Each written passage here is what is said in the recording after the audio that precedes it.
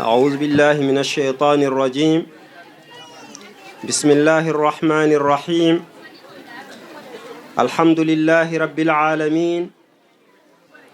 وأفضل الصلاة وأتم التسليم على سيدنا ونبينا وشفيعنا ومولانا محمد صلى الله عليه وسلم. caggal yettude Allah e juulde e nulaaɗo Allah sallallahu alayhi wa sallam, e sembinoraade Allah e barkinoraade nulaaɗo Allah sallallahu alayhi wa sallam, e wiide salatu mo mbiɗen yo won e nelaaɗo Allah sallallahu alayhi wa sallam, yo won e dendangal annabaaɓe e nulaaɓe, yo won e sahabatu rasuli ridwanullahi ta'ala alayhim, ha yetto ceerno meɗen cheikhana Ahmad Tijani radiyallahu ta'ala anhu, ha yetto ceerno men e seremɓe mabɓe ila yawmiddin. Bal gila baba adama ha gutufal kala mo iman billahi woni e ɓernde muɗum fodde zarra, yo Allah yettinmo salatu o. So ɗum ɓenni, bandiraɓe tedduɓe, ene haalda e moɗon musidɗo moɗon, giɗo moɗon, omo hesɗitini giɗgol kadi e moɗon, Cheikh Mouhamadou Saïd Talla. Tawi noon ko adi eɗen naata e ko jiɗɗen haalde, eɗen jetta Allah, eɗen jettira Allah, musidɗo meɗen gonɗo sababu ha ndenduɗen oɗo ñalawma barkinɗo, ceerno Mouhamadou Siraji Sow, waddemo oɗo mawsima alqur'anil azim, alqur'anil karim, alqur'anil majid. Eɗen duwanomo, eɗen jarnamo e darnde makko, e sippiro makko, e pellital makko, e ɓeɗo sukaɓe yoɗɓe mo ganduɗa kala joom basira ene andi ɓe sukaɓe ne jooɗi. So ɓe jooɗi noon ko ceerno maɓɓe yooɗi nde ɓe mbawi yodde. Ɓe jangi alqur'an o e tajwid to bange lugha e to bange istilah fof. Sen mbi tajwid ko attahsin, wa amma to haqiqa ko joom gandal alqur'ana en mbiyata tajwid ko i'ta'u kulli harfin haqqahu walla haqqaha wa mustahaqqaha. ɓe dokki dendangal harfuji ɗi haqqeji muɗumen to bange makhraj, to bange sifa, to bange gunna, to bange hamsu, to bange jahru, to bange e bangeji ɗi fof ɓe totti alqur'an o kama yambaghi. So ɓe jii noon ɓe tottiri hono noon, wona kamɓe ko ceerno maɓɓe. Ɗum waɗi eɗen duwano ceerno, eɗen jarna ceerno. So ɗum ɓenni kadi goɗɗum ko jiɗmi haalde, tawi noon kadi ko ñaagunde wona yamirde, ko goto e meɗen fof enen wonɓe e ngal ɗo duɗal teddungal, enen jinnaɓe ɓe gueɗel gotel ñaaguimen kadi mbeɗa andi ma on belto e ñaagunde nde, saabu oɗon jiiɗi alqur'an, oɗon parnori alqur'ana, oɗon mbasori alqur'ana. Ko ɗum woni ko duñu en o jooɗade oɗo ñalawma.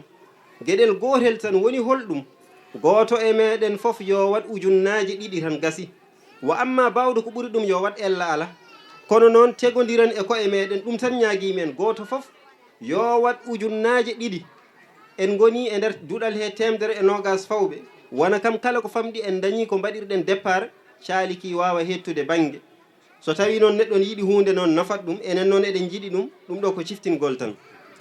Wa amma ko jinmi haalde, tawi koko ɓuri ɓittinde rendo meɗen, holko duñi kam e haalde ɗum, koko ceedimiɗo tarbiya moƴƴo e ɓeɗo sukaɓe nehaɓe yoɗɓe, ɓe sukaɓe ne beeli yidde. Ko ahammiyatu tarbiya, kimmugol tarbiya, nde wonde kala ɗo jiiɗa rendo ene jogii faaro, rendo ene yooɗi, ya andu ko tarbiya moƴƴo ɓe jogii. Tarbiyatul awlad aw tarbiyatul banat ko hunde nde ganduɗa kañum woni asasu bina'i al insan wal mujtama. Kañum woni lasli mahde ngoroni rendo mahere, saabu enen fof eɗen gandi ɗeɗo kuɓeje ko mahaɗe,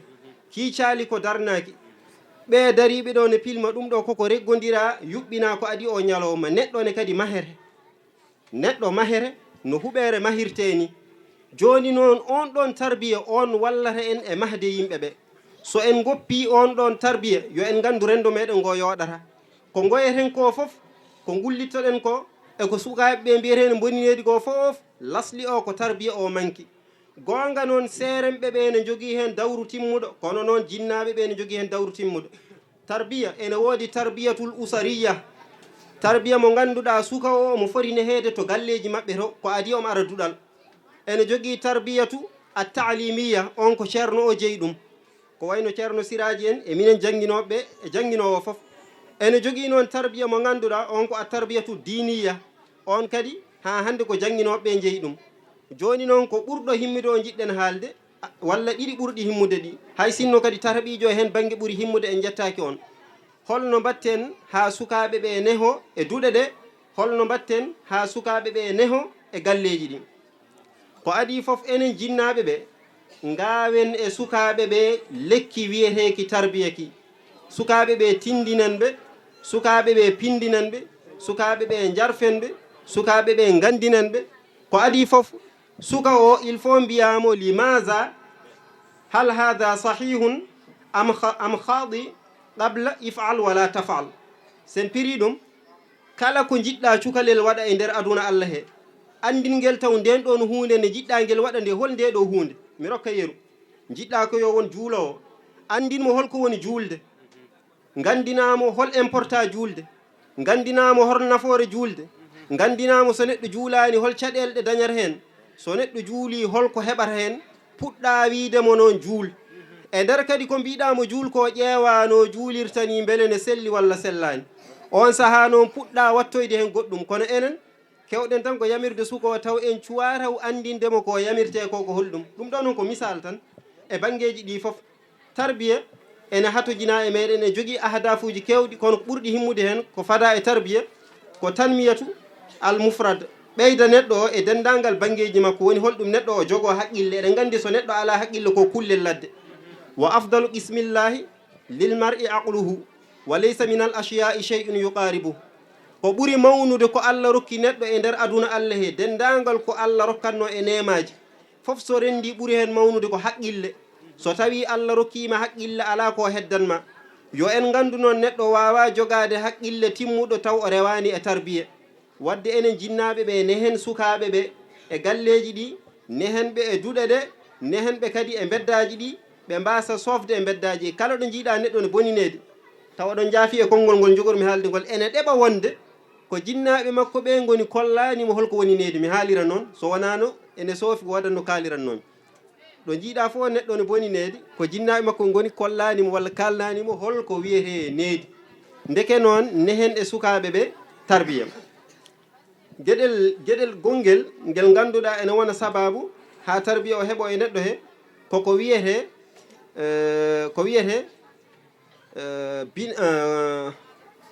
subhanallah ko wiyete naam islahul mufrad walla mujtama ko noonne kadi koko mahere rendo koko mahere so rendo mahaka rendo ngo ñamete neesu maɓɓe ñaame hono no ñamirɗen dendagal rendoji meɗen enen ɓiɓɓe Afrique koko ñaama kono e kerindi ɓiɓɓe Afrique Sénégal naaɓe e kerindi Sénégal naaɓe enen fulɓe hande en ngala rendo en ngala ko wiyete neesu ko en ngala jikkuji ɗi ganduɗa ɗiɗo ko enen jeyɗi 100% hande en gona fulɓe en gona jolfuɓe en gona tubakoɓe en gona goɗɗum seede muɗum ha ganden tarbiya ne himmi so tubako darima ɗo goɗɗo mo wona tubako darima ɗo min de so mbeɗo gollodira walla goɗɗo sene gollodira to banggue kaldigal aɗani mo haaldata mo jaɓodirta tubako aɗa andi ko waɗi noon omo andi on janforako on fenata on ne woni e tarbiya moƴƴo enen noon en nehirani noon sukaɓe meɗen ɓe wadde bandiraɓe tedduɓe mbeɗe wasiyo hooram mbeɗe wasiyo renno ngo mbeɗe wasiyo wuro ngo mbeɗe wasiyo dendagal leñol nelaɗo Allah sallllahu alayhi wa sallam yen tinno ne hen sukaɓe e tarbiya moƴƴo wona noon yamirde tan walla hadde ɗum ko seeɗa e tarbiya ko risala timmuɗo ko mas'uliya timmuɗo on ɗon risala on ɗon mas'uliya kanko waɗata e neɗɗo o janggo yo won neɗɗo wonan neɗɗo wa amma haqiqa ɗum ɗo ngal ɗo tergal daringal ɗo ene waɗi juuɗe ene waɗi koyɗe ene waɗi hoore ene waɗi noppi ene waɗi giti ɗum wona neɗɗo ko wiyete neɗɗo ko neɗɗankagal nelaɗo Allah sallllahu alayhi wa sallam nde Allah nulimo e rendo ngo e tagore nde Allah nulanimo tan ɗo woni insan zahir ɗo Allah nulimo ko insan mo insaniya o woni holɗum makarimul akhlaq sabi ko ɗum Allah mantirimo wadde kala nde neɗɗo ala ko wiyete makarimul akhlaq woni jikkuji moƴƴi o fenata o ñohata o jangine ihtiram o wona kormiɗo mawɗo makko o jangine neɗɗankagal o jangine woto ñaayi ko wiyete qa'ida ko hawra enen ke ñaayoɓe qa'ida woni ko julɓe fof kawri ɗum ɗo waɗetake ɗum ɗo ene waɗe ɗiɗo fof jikkuji so tawi neɗɗo rendiniɗo o joguima makarimul akhlaq o woni neɗɗo ɗo neɗɗo wiyete neɗɗo ɗo kala mo jogaki makarimul akhlaq eyyi ko neɗɗo to banggue zahir kono to haqiqa ko kullel bal omo yaha ha o ɓuura jasde ko wiyete kullel ladde ko yo Allah rokku en noon tarbiya moƴƴo Allah rokka en nehde sukaɓe meɗen ɓe needi moƴƴiri Allah rokka en kadi e wasodirde e ɓuura wawde nehde neɗɗi moƴƴiri sabu barke ne laaɗo Allah sallllahu alayhi wa sallam alhamdulillah ɓayde futuro ene fotto dañen ŋosel no jaltirɗen mbiyen ko futuro o foti inchallah sen gari e rendoji ɗi enenne eɗen jiiɗa heɗade no julɓeɓe kaldata ni keɗoɗen taw enen ken heeɗiɓe ene haale nde wonde haalde tan taw ko an haalata a heɗaki ɗum ne kadi ko muskila taw oɗon jaafi alhamdoulillahi rabbil alamina ceerno siraji weltanama kadi duwanama kadi yettama falillahi alhamdu wal minna min ñaagui yaafuya no fewi miɗen duwi miɗen ñaagui duwaw falillahi alhamdu wal minna alhamdoulillahi rabbil alamin shukran jazilan ceerno cheikh mouhammad saïd diallah ha nino taw ko waktu timmuɗo dokkeɗa saabu ko kalɗa fof ene himmi no fewi ene waɗi fayida yo Allah yeftu moƴƴere أعوذ بالله من الشيطان الرجيم بسم الله الرحمن الرحيم أتى أمر الله فلا تستعجلوه سبحانه وتعالى عما يشركون ينزل الملائكة بالروح من أمره على من يشاء من عباده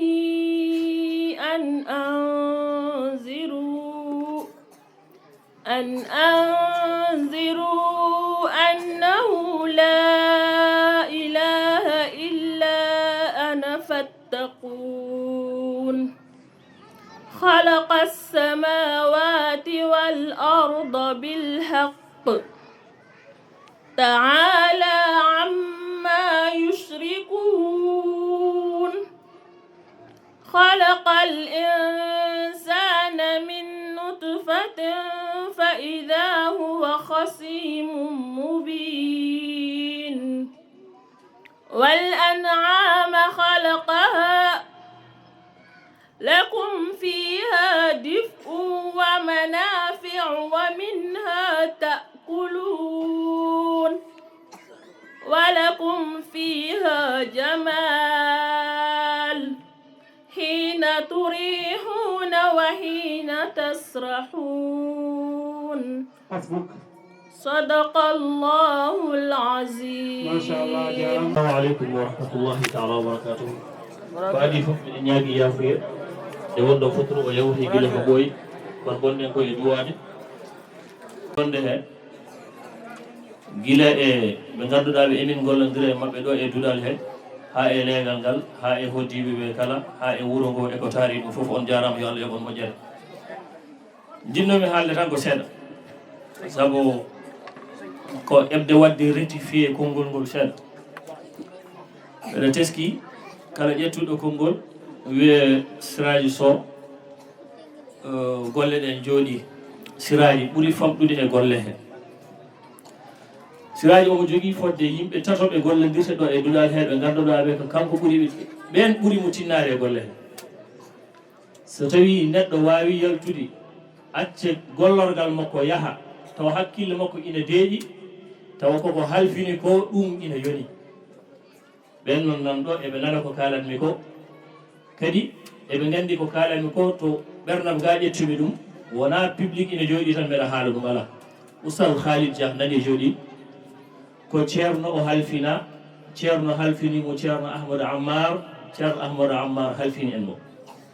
mi nani noon heccangi ceerno Ahmadou Ammar no wi yonti koko arta mbimi ɗiɗi memata tati aywa sohna Aminata kañum nene ko jambar ko tinniɗo e golle he mbeɗa yettana Allah gorko makko sabu wona hunde wende sirti e woro zamanu gonaɗo ɗo nega ƴetta joom suudu makko wiye gorko hono makko nda wallodira e makko weeɓani mbeɗa yettanamo heen Allah noon kadi ko e yamirode ceerno Boun Oumar Ceerno mi salmini bandiraɓe ɓe fof mi juurimaɓe yo Allah rokken wattude ni ko arata taw eɗen ɓeydi e diine meɗen alhaaliji meɗen fof ya barke alqur'ani l azim assalamu aleykum wa rahmatullahi taala wa barakatuh allamana allahu wa iyyakum